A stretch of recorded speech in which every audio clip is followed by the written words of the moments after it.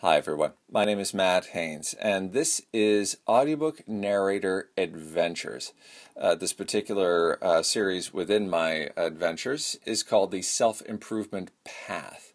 And this is a mantra that I like to adopt each week, or a habit that I like to adopt each week, that makes moving forward in my self-development as a narrator and as a person even easier and even more fun. Now, the work that I do each week is going to reference my career as an audiobook narrator, and I think still that it will be handy for just about any life event or life process that you're going through. You let me know. Give these a try. So this week, the theme is, who are you going here for? In other words, as I'm going along my path of activity during the week, and I'm venturing into something that seems stressful or seems to be taking me off one path and onto another, am I doing that as an act of service to somebody or as an act to prove something to myself and prove something to that other person?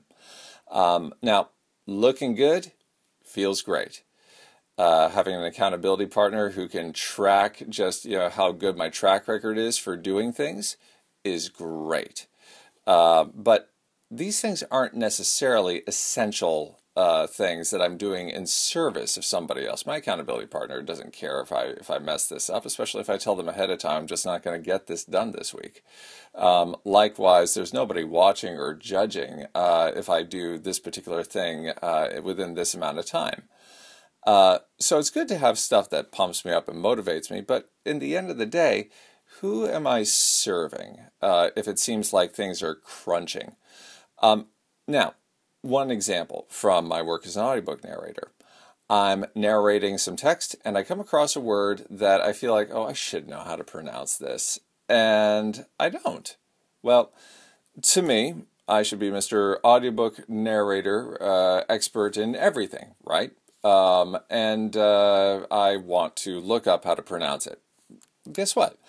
I already have an editing assistant that I've hired who listens back to the audio against the text, and Mr. David J. Bell, who does this work for me, he is the one who catches these mispronunciations and gives me the note to correct them.